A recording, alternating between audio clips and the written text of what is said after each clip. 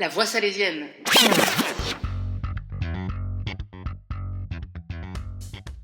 Le podcast préféré de Don Bosco et Marido. Bonjour à toutes et à tous, c'est Inès. Bienvenue dans le podcast La Voix salésienne, le podcast qui vient parler d'éducation et de pédagogie sous le regard de Marie-Dominique Mazzarello et de Don Bosco. Pour notre 5e épisode, nous allons parler du mot confiance avec Emeline Moreau. La confiance est un pilier essentiel de la pédagogie salésienne. Don Bosco nous l'a transmis à travers son célèbre principe « sans affection, pas de confiance ». Sans confiance, pas d'éducation. Dans les maisons salésiennes, cette confiance se vit au quotidien, dans l'accompagnement des jeunes, dans les liens tissés avec les éducateurs et dans les expériences qui permettent à chacun de grandir. Mais la confiance ne va pas de soi. Elle se construit, s'apprend et se partage. Elle demande à la fois de croire en soi et d'oser croire en l'autre. C'est un défi, mais aussi une formidable source d'épanouissement. Dans l'animation ou dans la formation ou même dans l'engagement, elle se révèle comme un moteur puissant. Aujourd'hui, nous allons en parler avec Emeline, jeune engagée dans le réseau salésien, notamment au MSJ, au CIJ, à l'Oratorio. À travers son parcours d'animatrice et son désir de devenir professeure des écoles, elle a expérimenté ce que signifie donner et recevoir la confiance. Ensemble, nous allons donc explorer comment la confiance se tisse, comment elle permet de s'affirmer et comment, à son tour, elle permet aussi d'accompagner et d'éduquer. Bonjour Emeline. Avant de pouvoir donner ou faire confiance, il faut souvent d'abord la recevoir. Toi qui as grandi dans l'univers salésien, peux-tu nous partager un moment où un adulte t'a accordé sa confiance et en quoi cela a influencé ton parcours et tes engagements? Il n'y a pas forcément un moment marquant où un adulte m'a accordé sa confiance, mais plusieurs moments, puisque dans l'environnement salésien, c'est souvent qu'on est encouragé à développer nos talents et tout ça, à prendre des responsabilités. Du coup, moi, je me rappelle plus des moments au camp interjeune où on nous invite à prendre un peu des initiatives sur le quotidien, ce qui nous aide vraiment à grandir. Et des moments comme au Campo Bosco où on nous invite à développer nos talents. Et toutes ces petites actions, sans qu'on se rende compte, elles nous permettent de prendre confiance en nous et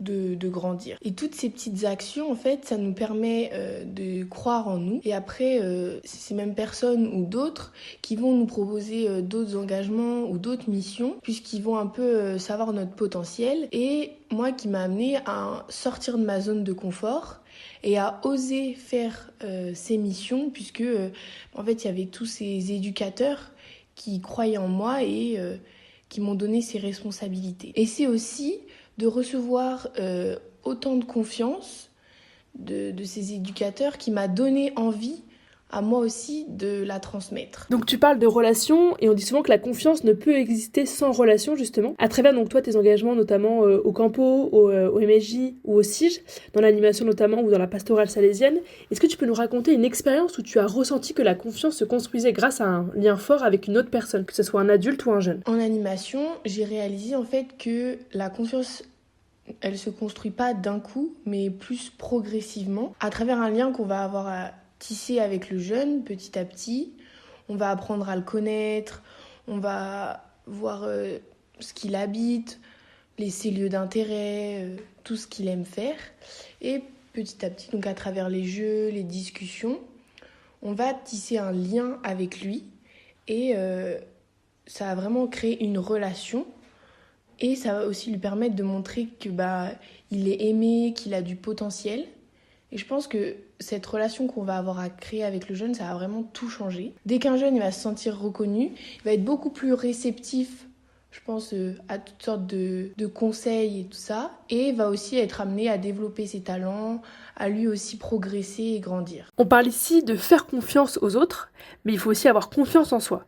Recevoir la confiance des autres est une chose, mais développer sa propre confiance en soi est un autre défi.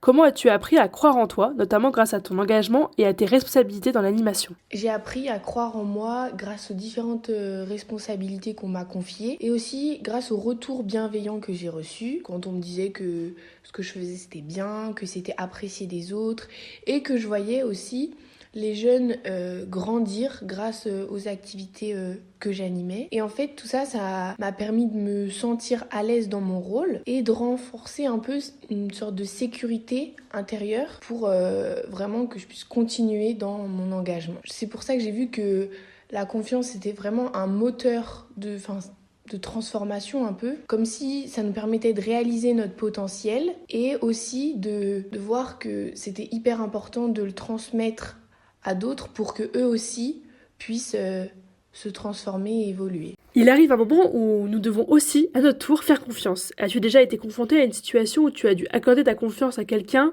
à un jeune, à un adulte, sans être totalement sûr, et qu'est-ce qui t'a aidé à franchir ce cap? Alors oui, il m'est déjà arrivé d'accorder ma confiance à quelqu'un sans être totalement sûr du retour.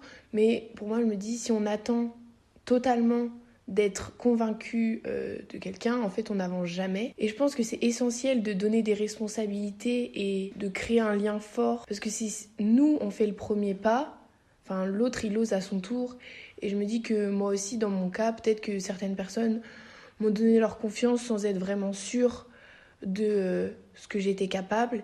Et moi aussi, oser un peu donner ma confiance. Et donner sa confiance, ça signifie pas tout attendre de l'autre immédiatement, mais plutôt de donner un cadre un peu bienveillant où la personne pourra progressivement prendre confiance en lui-même. Dans la pédagogie salésienne, l'autorité ne repose pas sur la peur, mais sur la confiance. En tant qu'animatrice, comment fais-tu pour instaurer une autorité bienveillante avec les jeunes que tu accompagnes, tout en construisant une relation de confiance avec eux? Pour moi, l'autorité bienveillante, elle repose donc évidemment sur une relation de confiance. Souvent, quand on a du mal à communiquer avec un jeune, pour moi, il faut vraiment chercher à le connaître, faut prendre ses goûts, ses difficultés. Donc tout ça, j'aime bien le faire en discutant avec le jeune autour d'un repas, ou lorsque le matin il arrive en le questionnant sur ce qu'il a pu vivre avant, ou lors de jeux où le jeune, sans se rendre compte, va un peu tisser un lien avec nous. J'aime bien l'idée de,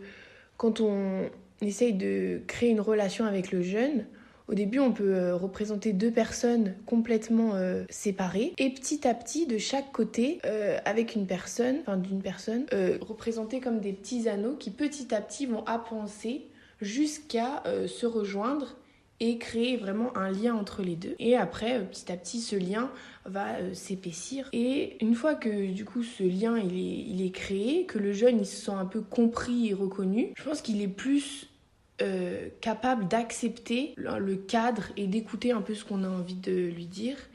Et je pense que c'est bien plus efficace, au lieu d'imposer une règle, de vraiment l'encourager et lui dire, je sais pas, je te fais confiance pour gérer cette situation. Et du coup, lui, ça va lui montrer qu'on a confiance en lui et un peu baser cette relation sur un respect mutuel.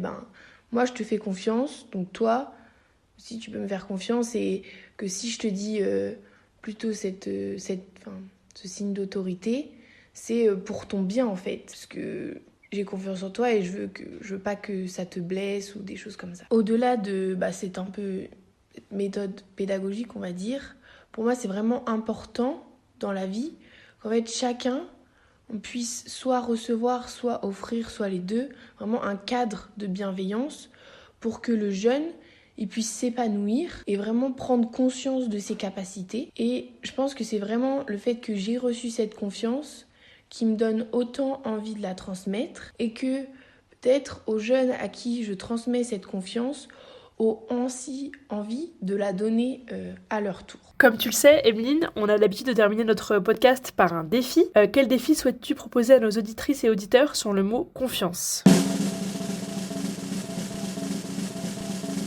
Comme défi, j'ai envie de leur proposer de rechercher dans leur vie un moment où quelqu'un leur a donné de la confiance et qui leur a permis d'évoluer. Puisque moi, dans l'instant présent, quand ces personnes ou ces éducateurs me donnaient confiance, je ne m'en rendais pas forcément compte. Et c'est seulement après, avec du recul, que je me suis rendu compte que ces personnes m'avaient beaucoup apporté et que du coup j'ai eu envie vraiment de les remercier déjà et après de transmettre à mon tour.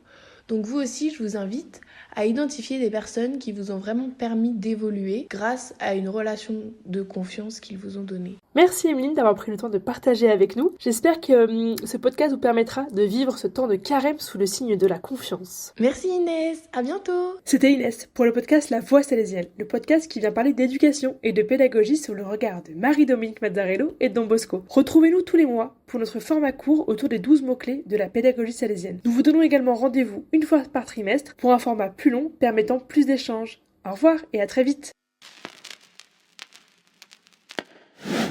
La Voix salésienne.